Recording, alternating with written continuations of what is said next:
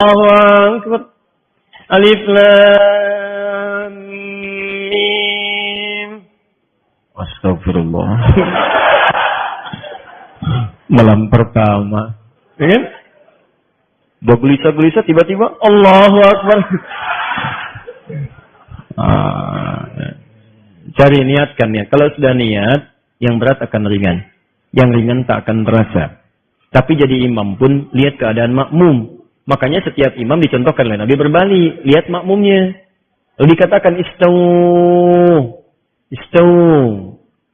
a'tadilu. Istau sufu. Fa inna tasfiyatas sufuf min iqamatis shalah. Ini kalimat-kalimat isyarah. Dalam hadis itu, dalam bahasa fikih terdapat dua tuntunan. Ada kalimat namanya haqiqah. Kalimat haqiqah itu langsung diucapkan sesuai dengan bahasanya. Jangan dirubah-rubah. Kalau Arab, sudah jangan dirubah. Seperti adzan. Adzan itu sudah haqiqah. Kalimatnya seperti itu. Tauqifi. Sudah diberikan langsung. Jadi jangan dirubah-rubah. Jangan diterjemahkan. Kalau diterjemahkan perasaan ke hati nggak nyaman. Kedengarannya nggak enak. Allahu Akbar, Allahu Akbar. Ke hatinya enak. Ada getaran di jiwa. Bahkan terasa yang di Quran surah 8 ayat ke-2 itu terasa. Al-Anfal ayat 2. Innamal mu'minuna alladzina idza dzukirallahu wajilat qulubuhum. Orang-orang beriman itu kalau disebut nama Allah bergetar jiwanya. Begitu dengan surah adzan ada getaran di jiwa. Kalau coba Anda terjemahkan, getaran jiwa itu hilang. Allah Maha Besar, Allah Maha Besar. Betawi loh, Tuhan dua gede, Tuhan dua gede. Ke Bandung, Allah Anu Agung, Allah Anu Agung. Gak ada getaran di jiwa. Sama. Bacaan Quran juga begitu. Jadi kalau Anda mampu membaca Quran, baca dengan Qurannya. Terjemahan itu cukup baca dalam hati, lihat. Berusaha untuk baca, pahala banyak. Bahkan nama surat-surat pun dibacakan dalam bacaan Arabnya. Walaupun ada terjemahan. Nggak bisa dia dibacakan dalam terjemahannya. Walaupun ada terjemahannya, nggak akan enak Anda. Coba deh antum, akhi, sedang merajaah. Nanya sama teman. Merajaah surat apa? Sapi. Nggak enak kan tuh. Ente apa? Semut. Merajaah surat apa? Al-Baqarah. Masya Allah. Antum apa? An-Naml. Lain. Getaran kejiwaannya beda. Dia lagi ngapain? Merajaah. Baca Quran. Surat apa? An-Nisa. Tuh. Beda. Baca surat apa sih itu? Surat Mama. Mama. Lain kan? Nah, maka demikian kalau mau mimpin sholat berbaliklah. Tidak harus menggunakan bahasa Arab. Boleh menggunakan bahasa lokal yang dipahami. Makanya kalimat hadisnya berbentuk kalimat-kalimat umum yang kiranya bisa disampaikan dengan bahasa biasa. Jadi kalau belum paham dengan kalimat istaqimu, fala takhtalifu fakhtalafat qulubukum. Ja'alu salatikum salatan muwadda'. Belum paham juga, lihatin semua. Lihat siapa yang hadir, lihat siapa yang sholat, petakan siapa yang sholat. Antum kelihatan. Ada orang sepuh yang nggak bisa berdiri lama, ada anak-anak kecil, ada orang mungkin mampir. Dia mau berangkat, dia yang nungguin pesawat. Anda petakkan di situ. Setelah itu ingatkan mereka. Pak Ibu, rapatkan safnya, luruskan, khusyukkan. Mungkin ini salat terakhir kita yang kita tunaikan. Enak mana? Yang pertama atau yang kedua?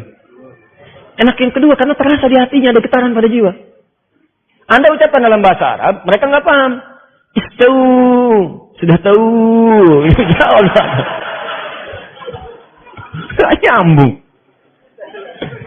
Nah, begitu sudah kelihatan siapa yang sholat, maka bacalah ayat-ayat sesuai dengan keadaan makmumnya. Kalau makmum nggak pandai, nggak bisa, nggak kuat berdiri lama, baca surat-surat yang pendek. Bukan aib baca surat pendek. Justru di situ berpahala. Kalau kira-kira bisa kemudian berdiri lama dan sholatnya mendukung itu, subuh, isya, baca surat yang panjang. Jangan maghrib baca Al-Baqarah, subuh qul huwallah. Paham ya? Awas hati-hati, ini menyesuaikan karena Mu'adz pernah mengimami. Mu'adz bin Jabal. Bayangkan sholat maghrib, sholat isya, bacakan Al-Baqarah. Di belakang orang baru pulang kerja. Makmum di belakang. Begitu makmum di belakang, Allahu Akbar. Baca Al-Baqarah sampai tuntas. Begitu salam, kosong. Kejadian. Kata Mu'adz, pada munafik nih orang. Katanya munafik. Karena ciri orang munafik itu malas-malasan sholat isya. Gak terima orang datang ngadu ke Nabi. Ya Rasulullah, si Mu'adz tuh. Kenapa? Mu'adz jemput kami munafik. Ya, padahal saya si Fulan disebut munafik katanya kan? Baik. Sebut bisa. Setelah itu dipanggil Mu'adz jadi klarifikasi. Ini klarifikasi kalau ada yang kurang tepat klarifikasi. Mu'adz, apakah benar kamu mengimami baca Al-Baqarah? Benar ya Rasulullah. Kenapa kamu baca itu? Saya kan contoh Anda. Saya sholat di belakang Rasulullah. Rasulullah baca surat Al-Baqarah. Siapa yang saya rasakan, itu yang saya praktekkan. Wah, pinter.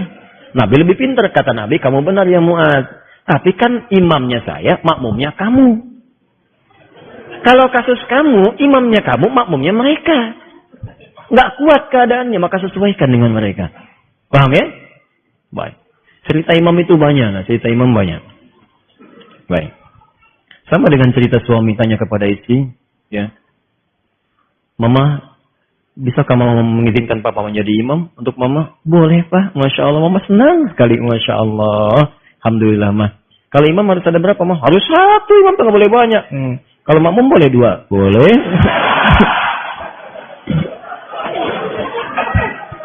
Oh, senang banget sebelah sini tuh. Saya nggak teruskan Bu, tenang aja Bu, tenang. Belum selesai kisahnya, ntar kapan-kapan kita bahas.